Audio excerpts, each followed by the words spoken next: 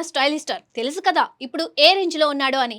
అయితే పుష్ప సినిమాతో international range కి వెళ్ళిన మన హీరో ఇప్పుడు నెక్స్ట్ 5 ఏళ్లు సినిమాలతో ఫుల్ బిజీగా ఉండనున్నాడు. అలాగే పారితోషికం విషయంలో కూడా గట్టిగానే వెనక వేసుకుంటున్నాడు. ఈ విషయంలో మాత్రం తండ్రి అల్లు అరవింద్ లా తెలివైన నిర్ణయాలు తీసుకుంటున్నాడని చాలా మంది అభిప్రాయం. ఎంతైనా నిర్మాత కొడుకు కదా.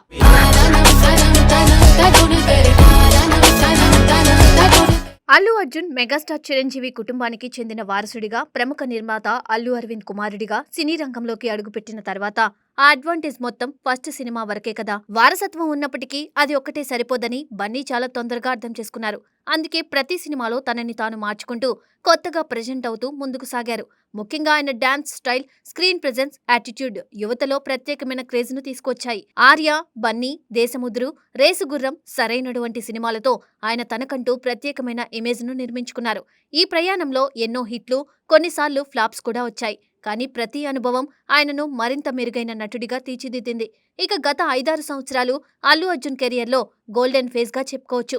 ఈ కాలంలో ఆయన చేసిన సినిమాలు కేవలం హిట్లు కాకుండా బాక్సాఫీస్ వద్ద భారీ రికార్డులు సృష్టించాయి. ముఖ్యంగా అలవైకుంఠపురంలో సినిమా విడుదలైన తర్వాత బన్నీ స్థాయి మరింత పెరిగింది.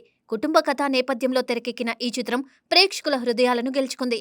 పాటలు, డైలాగులు, స్టైలిష్ ప్రెజెంటేషన్ అన్నీ కలిసి ఈ సినిమాను సూపర్ హిట్ గా నిలబెట్టాయి.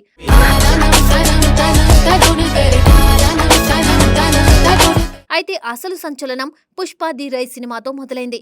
ఈ సినిమా ద్వారా Allu Arjun pan India star గా మారిపోయారు. తెలుగు మాత్రమే కాకుండా హిందీ, తమిళ, మలయాళ, కన్నడ భాషల్లో కూడా ఈ సినిమా భారీ విజయాన్ని అందుకుంది.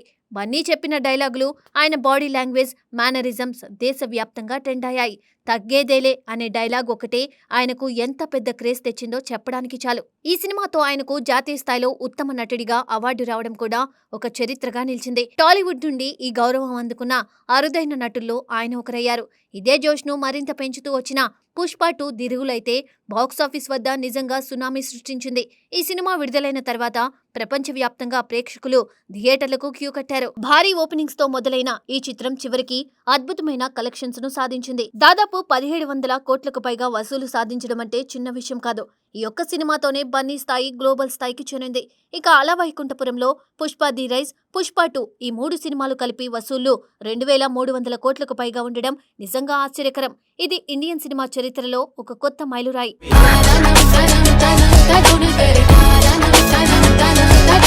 సాధారణంగా ఇంత పెద్ద స్టార్ హీరోలు సినిమా మొదలవ్వకముందే భారీ పారితోషికం తీసుకుంటారు. కానీ అల్లు అర్జున్ మాత్రం కొంచెం భిన్నంగా ఆలోచించారు. ఆయన తీసుకున్న నిర్ణయం సినీ పరిశ్రమలో ఒక కొత్త ట్రెండ్గా మారింది. ఫిక్స్డ్ రెమ్యునరేషన్ తీసుకోవడం బదులు సినిమా కలెక్షన్లో వాటా తీసుకోవడం ఆయన ప్రత్యేకత. దీనిని రెవెన్యూ షేరింగ్ మోడల్ అని అంటారు. ఈ విధానంలో సినిమా ఎంత బాగా ఆడితే హీరోకు అంత ఎక్కువగా లాభం వస్తుంది. ప్రముఖ నిర్మాత జి ధనంజయ్ చెప్పిన వివరాల ప్రకారం సినిమా వసూళ్లలో సుమారు 30% వాటాను అల్లు అర్జున్ తీసుకుంటారని తెలుస్తోంది. అంటే ప్రతి రూపాయిలో 30 పైసలు ఆయనకు వెళ్తాయి. ఇది వినడానికి సింపుల్ గా అనిపించినా దీని వెనుక ఉన్న లెక్కలు చాలా పెద్దవి. ఉదాహరణకు పుష్ప ది రైజ్ సినిమా సుమారు 350 కోట్ల వసూళ్లను సాధించింది. అందులో 30% తీసుకుంటే బన్నీకి దాదాపు 100 కోట్లకు పైగా ఆదాయం వచ్చినట్లే. ఇక పుష్ప 2 లాంటి భారీ హిట్ వస్తే ఆయనకు వచ్చే మొత్తం ఎంత ఉంటుందో ఊహించుకోవచ్చు. దాదాపు 500 కోట్లకు పైగా ఆయనకు వాటా వచ్చినట్టు సినీ వర్గాల్లో చర్చ జరుగుతోంది. ఈ విధానం నిర్మాతలకు కూడా చాలా ఉపయోగకరం.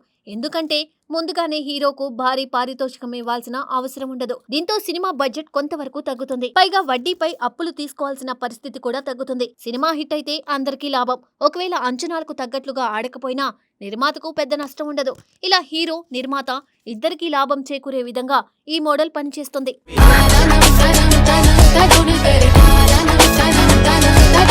ప్రస్తుతం అల్లు అర్జున్ దృష్టి గ్లోబల్ మార్కెట్ పై ఉంది.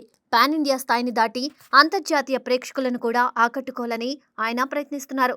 అందులో భాగంగా క్రేజీ డైరెక్టర్ అట్లీతో కలిసి రాక్ అనే భారీ ప్రాజెక్టు చేస్తున్నారు. ఈ సినిమా బడ్జెట్ సుమారు 800 కోట్లకు పైగా ఉంటుందని సమాచారం. సన్ పిక్చర్స్ నిర్మిస్తున్న ఈ చిత్రంలో బాలీవుడ్ స్టార్ హీరోయిన్ దీపికా పదుకొనే కథానాయికగా నటిస్తుంది. ఈ కాంబినేషన్ ఇప్పటికే ప్రేక్షకుల్లో భారీ అంచనాలను పెంచేసింది.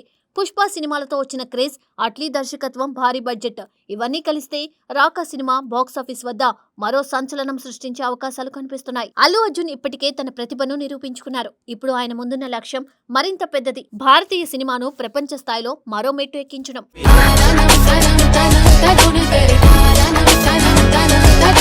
మొత్తానికి ఒక స్టార్ హీరోగా మాత్రమే కాకుండా ఒక తెలివైన వ్యూహకర్తగా కూడా అల్లు అర్జున్ తన ప్రత్యేకతను చాటుతున్నారు.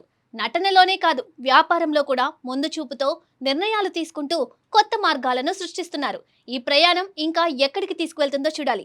కానీ ఒక్క విషయం మాత్రం ఖాయం, అల్లు అర్జున్ పేరు కూడా ఇకపై కేవలం టాలీవుడ్కే పరిమితం కాదు, ప్రపంచ సినిమా చరిత్రలో కూడా ప్రత్యేకంగా నిలిచిపోతుంది.